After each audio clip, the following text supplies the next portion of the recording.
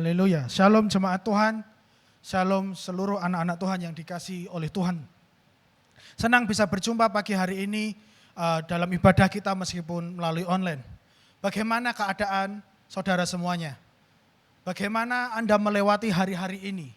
Saya berdoa bahwa meskipun ada sebagian kita mungkin harus melewati masa penantian, di mana Tuhan akan melakukan sesuatu buat hidup kita. Atau ada yang dalam masa bekerja keras, dia harus bekerja lebih ekstra di tengah pandemi ini. Atau ada yang sedang bergumul. Saya berdoa bahwa supaya kita semua tetap memberikan hidup kita untuk diam sejenak mencari wajah Tuhan. Diam sejenak untuk menyembah Tuhan. Saya membagikan sesuatu kepada pemimpin tadi pagi bahwa hari-hari ini kita semua terbatas. Hari ini kita masih terbatas untuk hadir di gedung gereja. Kita masih terbatas untuk berkumpul di tempat umum. Meskipun ada relaksasi sampai 4 orang. Tetapi jangan lupa kita masih memiliki Tuhan yang memiliki kuasa yang tidak terbatas.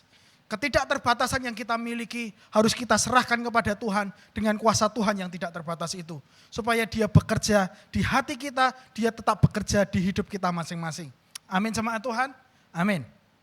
Dan hari ini kita akan melanjutkan seri kita Talking Animal, hewan yang berbicara.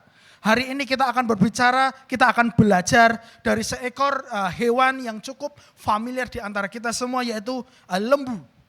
Lembu yang pandai, itu adalah firman kita pada pagi hari ini. Kita akan belajar dari lembu. Lembu kalau bahasa Indonesia secara harafiahnya, bahasa lain adalah sapi. Lembu yang pandai. Saya akan memulai firman Tuhan pada pagi hari ini dengan sebuah pertanyaan. Kapankah sesungguhnya seorang bayi mengenali orang tuanya? Ketika bayi dilahirkan, pertanyaannya adalah sesungguhnya kapan mereka mulai memahami, mengenali orang tuanya? Menurut studi yang sudah dilakukan oleh para ahli, dikatakan para bayi itu mulai mengenali orang tuanya ketika mereka berusia 2 minggu. Ketika sudah lebih dari 2 minggu, bayi itu yang sesungguhnya belum bisa melihat, penglihatannya masih kabur, itu bisa mengenali orang tuanya. Saya punya bayi, saya baru saja punya bayi dan puji Tuhan, Tuhan memberkati pertumbuhan dengan baik bayi kami. Saya masih ingat ketika dia baru dilahirkan, dia sangat manis sekali, dia belum banyak melihat, dia banyak tidur. Tetapi ada satu masa, dan selalu itu di hari Minggu. Di hari Minggu dia selalu menangis. Ibunya berusaha untuk menenangkan anak ini, tetapi anak ini tetap terus menangis. Dan ketika saya pulang dari pelayanan, saya sampai di rumah dan saya masih mendengar anak itu menangis. Lalu saya datang ke anak itu dan saya gendong. Ketika saya gendong anak itu mulai diam. Dan menariknya anak ini belum bisa melihat saya, anak ini belum bisa memperhatikan wajah saya karena pandangannya kabur. Tetapi ketika saya gendong, anak ini tiba-tiba diam dan dia bisa tidur dengan tenang. Saya percaya bahwa anak ini bisa mengenali saya itu karena ada sebuah keterikatan hubungan antara bapak dengan anak. Meskipun dia tidak bisa melihat, dia bisa mengenali saya dengan penciumannya, dia bisa mengenali dengan telinganya, pendengarannya, bahwa ada ayah, ada bapak yang memeluk dia, menggendong dia, dan dia merasa aman dan nyaman. Itu semua bisa terjadi karena ada hubungan saya dengan anak saya, ada sebuah ikatan yang kuat saya dengan bayi saya. Hari ini kita akan berbicara tentang Bapa di surga. Bapa di surga yang mengasihi kita, Bapa di surga yang sungguh merindukan kita. Dia yang telah datang untuk kita untuk membangun sebuah hubungan dengan kita. Firman Tuhan pada pagi hari ini diambil dari Yesaya pasal yang pertama 2 sampai yang ketiga. Kita buka bersama-sama dan kita baca. Yesaya 1 ayat 2 dan 3 dikatakan seperti ini. Dengarlah hai langit dan perhatikanlah hai bumi. Sebab Tuhan berfirman, aku membesarkan anak-anak dan mengasuhnya. Tetapi mereka memberontak terhadap aku. Saya ulangi. Aku membesarkan anak-anak dan mengasuhnya, tetapi mereka memberontak terhadap aku. Lembu mengenal pemiliknya, tetapi Israel tidak. Keledai mengenal palungan yang disediakan tuannya, tetapi umatku tidak memahaminya. Dari ayat yang sudah kita baca ini kita dapat merasakan begitu sakitnya, begitu pahitnya Tuhan terhadap umatnya terhadap bangsa Israel pada waktu itu. Karena ayat tadi dapat dinyatakan bahwa sesungguhnya meskipun Israel sudah dibimbing oleh Tuhan, meskipun Israel sudah menikmati semua hal yang baik dari Tuhan, Alkitab tadi menyatakan bahwa bangsa Israel tidak mengetahui dan tidak memahami Tuhan itu sendiri. Ini adalah sebuah peristiwa yang sangat ironis sekali. Tuhan sudah mencukupi semua kebutuhan mereka. Tuhan sudah menjagai mereka. Tetapi bagaimana mungkin bisa bangsa ini tidak mengetahui siapa Tuannya? Di ayat yang kita baca tadi ada sebuah perbandingan di sana. Bahwa lembu dan keledai mengenal siapa Tuannya. Tetapi bangsa Israel tidak mengenal Tuhannya. Lembu mengenal pemiliknya. Tetapi Israel tidak. Di awal ini saya mau mengatakan bahwa mari kita menyadari, mari kita lebih mengenal siapa Tuhan kita. Jangan sampai kita hanya seperti seorang yang hanya beragama saja, tetapi kita tidak menikmati hubungan dengan Tuhan. Hari-hari ini di tengah pandemi, di tengah kesulitan, di tengah begitu banyak keterbatasan, mari kita membangun hubungan dengan Tuhan lebih erat lagi. Mari kita kenali semua perbuatan tangan Tuhan itu bukan karena kita tetapi karena Tuhan. Semua berkat yang kita nikmati hingga hari ini itu bukan karena kita tetapi karena Tuhan saja. Jemaat Tuhan, kita tidak boleh seperti seorang yang beragama atau orang yang beragamawi. Karena seorang beragama tahu siapa Tuhan tetapi belum tentu memiliki hubungan dengan Tuhan dan memahami Dia. Seorang beragama bisa tahu tentang Tuhan, tapi belum tentu memiliki hubungan dengan Dia. Seorang beragama pasti tahu tentang firman Tuhan, tetapi tidak mengetahui rencana Tuhan atasnya. Tidak boleh itu terjadi dalam hidup kita. Seorang beragama bisa memiliki ajaran, bisa tahu semua ajaran Tuhan, tetapi tidak mengalami kehadiran Tuhan dalam hidupnya. Segala sesuatu yang dimiliki oleh seorang yang beragama adalah hanya terbatas di pikirannya. Tetapi hatinya sungguh jauh daripada Tuhan. Kita bisa memiliki semua informasi tentang Tuhan di kepala kita.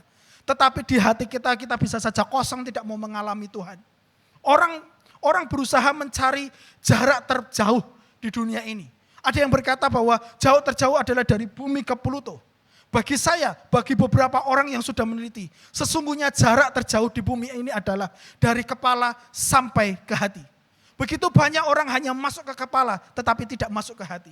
Saya berdoa, kita mau belajar dari lembu ini. Bahwa kita akan berpindah dari pengetahuan pikiran. Akan menjadi buah keintiman dari hati kita dengan Tuhan. Kita bukan saja tahu siapa Tuhan. Tetapi kita memahami, mengetahui siapa Tuhan. Pertanyaannya sekarang, mengapa lembu itu dianggap sebagai binatang yang pintar? Mengapa lembu itu dianggap pintar? Yang pertama, seekor lembu dianggap sebagai seekor binatang yang pandai karena seekor lembu tahu tentang keselamatan. Saya ulangi, seekor lembu tahu tentang keselamatan. Tadi di ayat yang ketiga dikatakan lembu mengenal pemiliknya tetapi Israel tidak. Keselamatan secara sederhana dapat dimaknai seperti ini. Sebuah kehidupan yang memiliki hubungan dengan Tuhan. Keselamatan lebih daripada seseorang diampuni. Keselamatan pada intinya sesungguhnya adalah dia diundang untuk memiliki hubungan dengan Bapa di surga. Dan itu yang dimiliki oleh seekor lembu. Lembu sangat tahu tentang keselamatan. Lembu bisa memiliki hubungan dengan pemiliknya. Keselamatan tidak sebatas kita mengalami pengampunan. Tetapi keselamatan lebih daripada itu. Kita sedang diundang untuk masuk dan memiliki hubungan dan persekutuan dengan Bapa di surga. Seekor lembu bisa tahu tuannya dan taat kepada tuannya.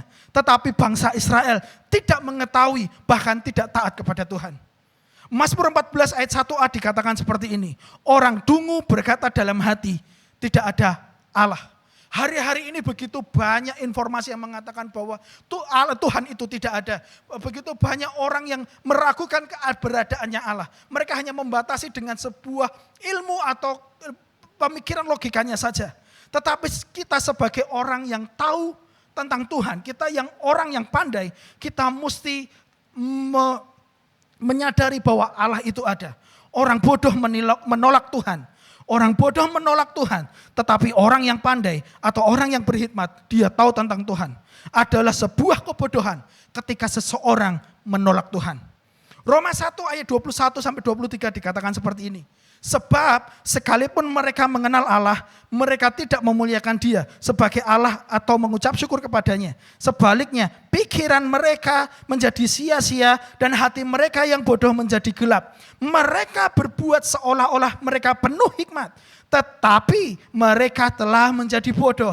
Mereka menggantikan kemuliaan Allah yang tidak fana dengan gambaran yang mirip dengan manusia yang fana. Burung-burung, binatang yang berkaki 4, atau binatang-binatang yang menjalar. Mereka berubah yang sebelumnya menyembah Tuhan, berubah menjadi menyembah sebuah patung yang menyerupai manusia atau burung-burung dan sebagainya. Itu adalah pikiran-pikiran orang-orang yang kurang pandai, orang-orang yang bodoh. Tujuan dari kehidupan kita adalah bukan menemukan sebuah kebebasan, tetapi menemukan Tuhan sebagai pencipta dan Bapa kita. Jika kita menemukan Tuhan yang benar, maka kita akan menemukan kebebasan yang sesungguhnya. Ketika kita bertemu dengan Tuhan, memiliki hubungan yang benar dengan Tuhan, maka kita akan menemukan, kita akan memiliki kebebasan yang sesungguhnya. Keselamatan sekali lagi secara sederhana adalah memiliki hubungan kasih dengan Tuhan sebagai Bapa kita. Dia adalah Bapa kita, kita adalah anaknya. Mari kita terus memiliki hubungan di tengah kesibukan kita. Mari kita memiliki hubungan, memberikan waktu kita untuk bercengkrama dengan Dia. Menyembah Tuhan, berdoa Tuhan, mendengar semua suaranya supaya rencananya terjadi atas hidup kita. Tanpa Yesus, kita akan menjadi orang yang lebih bodoh ketimbang seekor lembu, sebab lembu tahu siapa tuannya. Hari ini pertanyaan yang perlu kita jawab semuanya. Apakah Anda tahu siapa pencipta Anda? Kenakah Anda dengan Bapa di surga? Adakah sebuah hubungan kasih dengan Bapa di surga? Orang yang pandai adalah orang yang memiliki hubungan dekat dengan Tuhan. Orang yang pandai adalah orang yang memiliki hubungan dekat dengan Tuhan. Doa saya, kita belajar dari seekor lembu. Kita akan menjadi orang-orang yang dekat dengan Tuhan. Kita akan menjadi orang yang suka bersekutu dengan Tuhan. Bagi Anda yang belum kenal siapa pencipta Anda, bagi Anda yang belum memiliki hubungan dekat dengan Bapa, saya mengundang. Yesus datang bukan untuk membawa agama. Yesus datang untuk membawa sebuah hubungan, supaya kita memiliki hubungan dengan Bapa di surga. Yesus datang untuk memulihkan setiap hubungan yang rusak, supaya kita diselamatkan, supaya kita bisa dalam satu fellowship dengan Bapa di surga suatu saat nanti.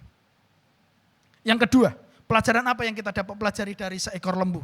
Seekor lembu tahu pemisahan. Seekor lembu tahu apa itu pemisahan. Dia tahu dengan siapa dia harus dipisahkan. Ulangan 22 ayat 10 dikatakan seperti ini. Janganlah engkau membajak dengan lembu dan keledai bersama-sama. Saya ulangi, ulangan 22 ayat 10. Janganlah engkau membajak dengan lembu dan keledai bersama-sama.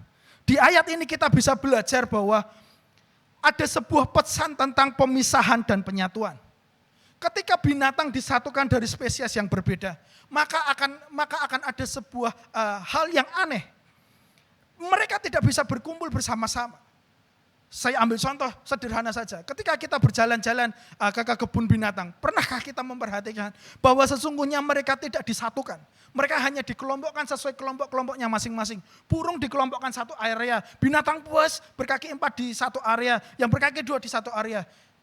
Secara sederhana mereka tidak bisa disatukan. Karena mereka mereka datang dari satu spesies yang sendiri-sendiri. Jika berkumpul saja tidak bisa, apalagi kalau mereka diajak bersama. Lembu dan keledai, mereka tidak akan berhasil untuk menarik sebuah kereta.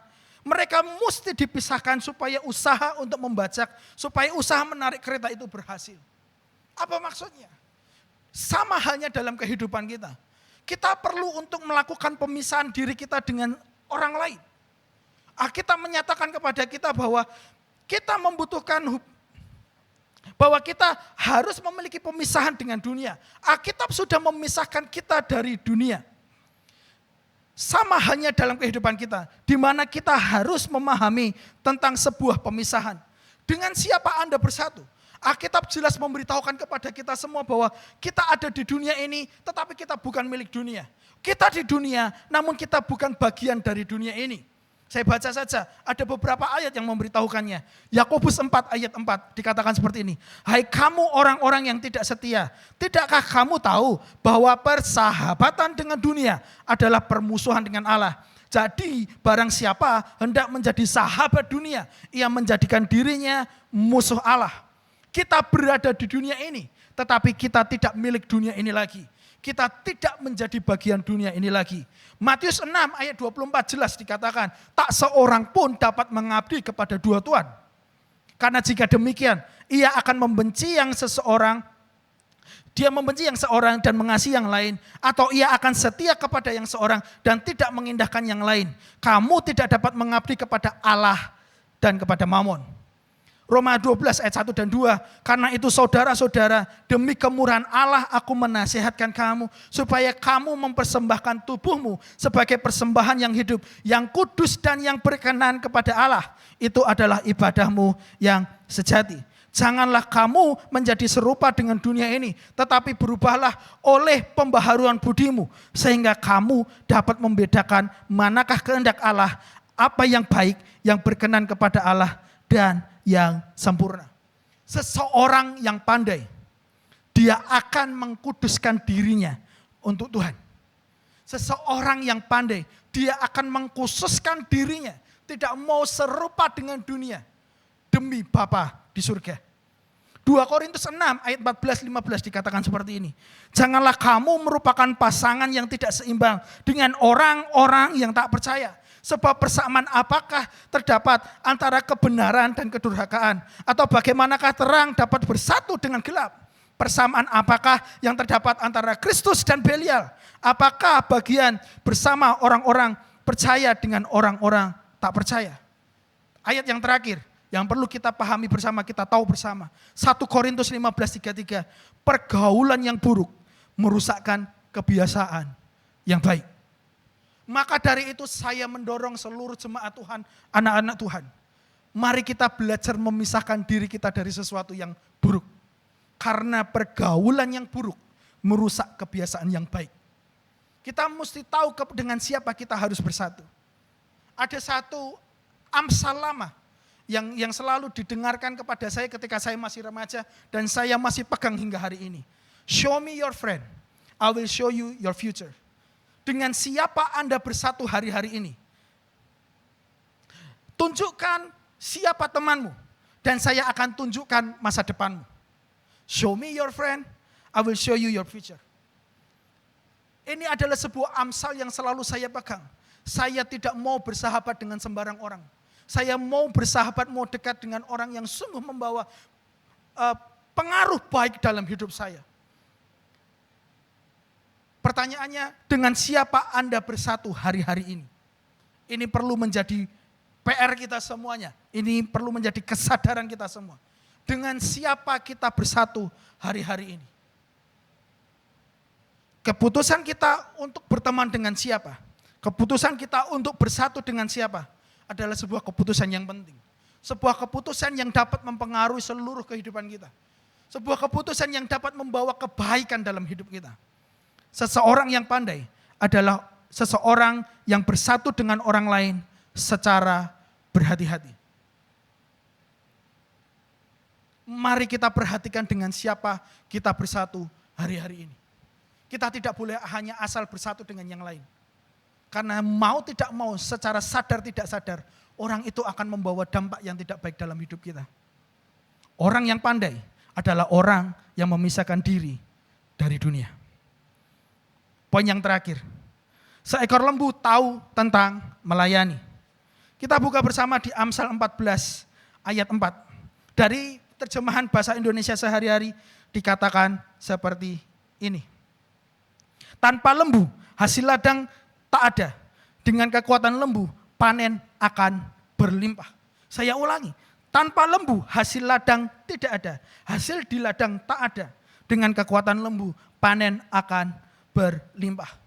Dari ayat ini, seekor lembu dapat mengajari kita bagaimana kita bisa melayani, bisa bekerja bagi orang lain. Seekor lembu dapat mengajari kita sebuah pesan tentang bagaimana kita melayani satu dengan yang lain. Alkitab berkata bahwa adalah lebih diberkati ketika kita melayani orang lain. Adalah diberkati ketika kita memberi daripada kita menerima. Sukses yang sesungguhnya adalah bukan seberapa banyak orang yang melayani Anda, tetapi seberapa banyak orang yang Anda layani. Bukan seberapa banyak orang yang melayani Anda, tetapi seberapa banyak orang yang Anda layani. Jemaat Tuhan, sebagaimana lembu, dia tahu melayani tuannya. Dia memiliki hubungan baik dengan tuannya. Apalagi kita, lebih kita, orang-orang yang diciptakan oleh Tuhan.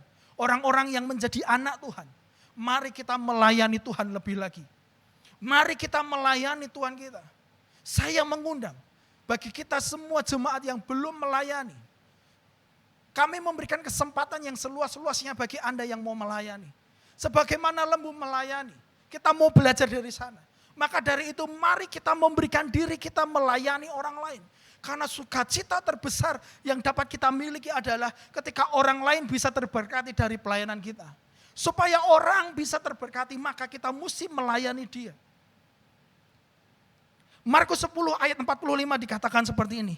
Karena anak manusia juga datang bukan untuk dilayani, melainkan untuk melayani.